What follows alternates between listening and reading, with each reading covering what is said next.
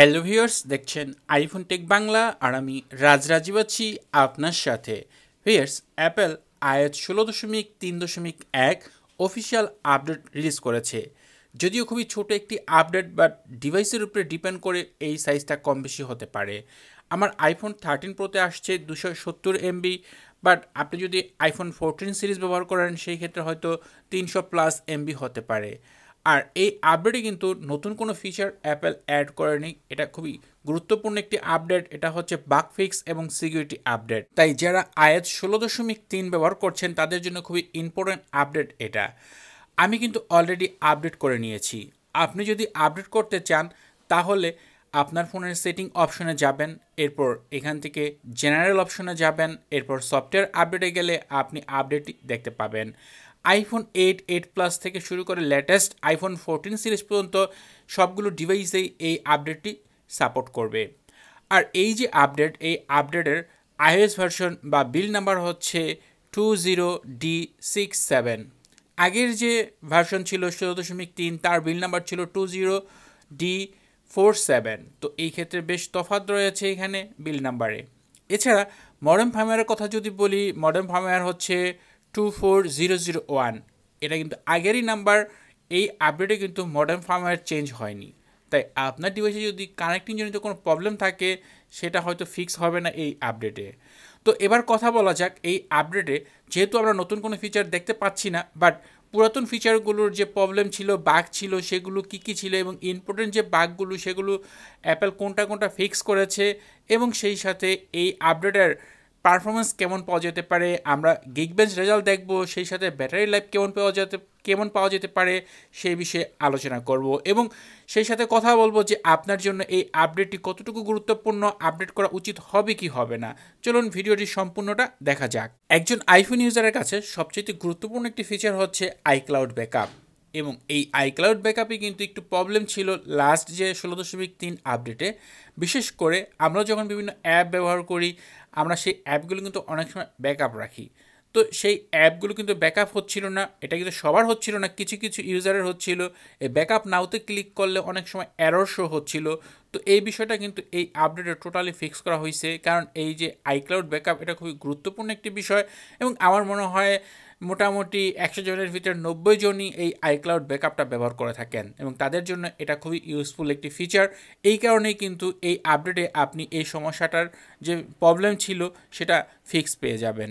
এছাড়া লাস্ট আপডেটে আরও একটি বড় বাগ ছিল, সেটা হচ্ছে সিরি রিলেটেড। ফাইন্ড মাই অপশনে অনেক সময় সিরি কাজ করছিল না, হে সিরি বলে আপনি ডাক দিলে কিন্তু সেটা রেসপন্স করছিল না।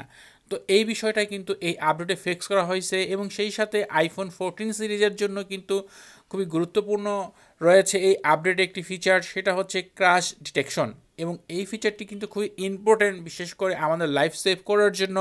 তো এই আপডেটে কিন্তু এই সকল বিষয়, মানে এই ক্র্যাশ ডিটেকশন কিন্তু অ্যাপেল প্রতিটা আপডেটেই কিন্তু আপডেট করছে, মানে দিন দিন উন্নত করছে, অনেক ইমপ্রুভ করছে। সেই সাথে এই আপডেটেও কিন্তু এই বিষয়টা আপনি দেখতে পাবেন, বিশেষ করে আপনার প্লেন ক্র্যাশ বা রোলার কোস্টার বা আপনি যেভাবেই আপনি ক্র্যাশ হন না কেন, সকল কিছুই ডিটেক্ট করতে পারবে নতুন এই আপডেট করার পর এই ক্র্যাশ ডিটেকশন ফিচারটি। এবং এই আপডেটটি কিন্তু একটি সিকিউরিটি আপডেট, নতুন কোনো ফিচার নেই বললেই চলে। আর এই সিকিউরিটি আপডেট বিষয়ক যে সকল আপডেট বের করে এই অ্যাপেল, সেটা কিন্তু আমাদের জন্য সবচেয়ে ইম্পর্ট্যান্ট। একটা নতুন ফিচার আমরা ব্যবহার করি বা না করি, আমাদের ফোনটাকে সবসময় সিকিউর করা উচিত এবং এই আপডেটে কিন্তু অ্যাপেল সেটাই করেছে। বিশেষ করে আমরা অনেকেই সাফারি ব্রাউজার ব্যবহার করি বিভিন্ন ওয়েবসাইট ব্রাউজ করার জন্য, সেই ক্ষেত্রে যাতে আমাদের কোনো তথ্য লিক না হয় এই কারণে ওয়েব কিরে কিছু প্রবলেম ছিল, কিছু বাগ ছিল, সেগুলো কিন্তু এই আপডেটে ফিক্স করা হয়েছে।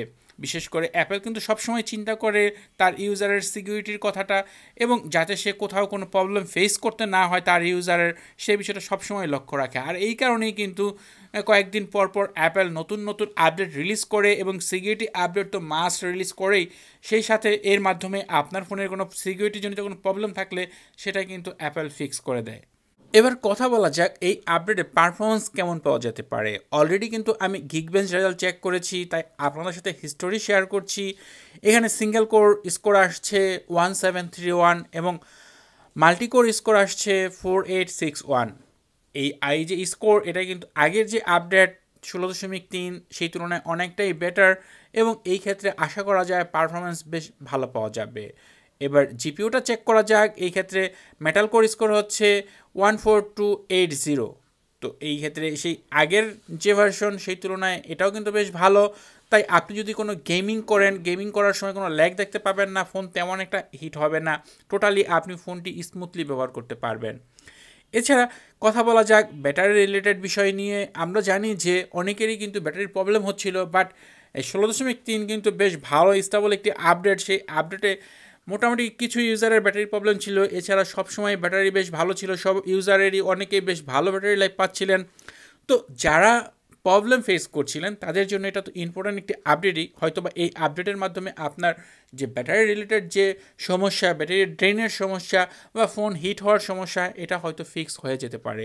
কারণ এটা কনফার্ম করে বলা যাচ্ছে না, কারণ অ্যাপেল কখনই কিন্তু এই বিষয়টা বলে না যে আমরা ব্যাটারি রিলেটেড যে প্রবলেমগুলো রয়েছে এগুলো ফিক্স করেছি, বাট ফিক্স করে দেয় সেই সময়। এটা হয়তো বলা যাবে কয়েকদিন ব্যবহার করার পর, কারণ এই 5 থেকে 7 দিন ব্যবহার করার পরই ধারণা করা যায় যে একটা আপডেট, সেই আপডেটে কোনো প্রবলেম রয়েছে কি না এবং সেই সাথে কোনো বাগস রয়েছে কি না। তো সর্বোপরি বিষয় হচ্ছে যে আগের আপডেটটা যেহেতু বেশ ভালো, এই আপডেটটা ভালো আশা করা যায়।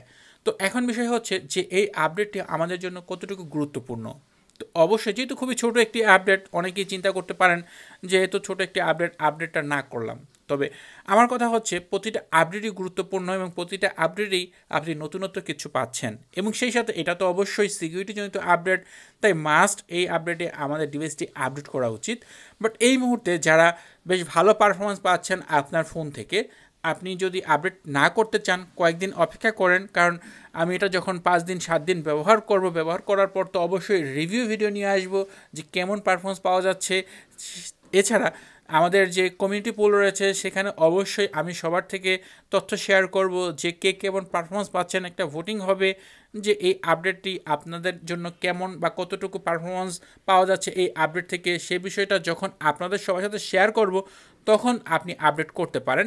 বাট এই মুহূর্তে আপডেট করে নিতে পারেন। বাট যারা আমি বলছি যারা ভালো পাচ্ছেন, আপনি এখন যেই ভার্সনই থাকেন না কেন, 16.3 হোক বা এর আগের কোনো ভার্সন হোক, আপনি যদি ভালো পারফরমেন্স পান তাহলে আপাতত আপডেট করবেন না, কয়েকদিন অপেক্ষা করেন রিভিউ ভিডিওর জন্য। সেই ভিডিওতে আমি শেয়ার করব যে আপনি আপডেট করবেন কি করবেন না। তখন যদি বলি করবেন তখন করে নিতে পারেন, তো এই মুহূর্তে আপাতত করার প্রয়োজন নেই।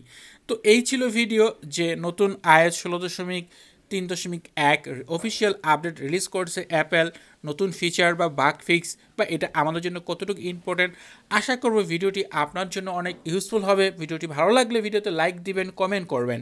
এছাড়া আপনি যদি এখনও এই চ্যানেলটি সাবস্ক্রাইব না করে থাকেন তাহলে নিয়মিত আইফোন রিলেটেড এই ধরনের ভিডিও পাওয়ার জন্য চ্যানেলটি সাবস্ক্রাইব করে নেবেন। কথা হবে পরের ভিডিওতে। সে পর্যন্ত ভালো থাকুন, সুস্থ থাকুন, আল্লাহ হাফেজ।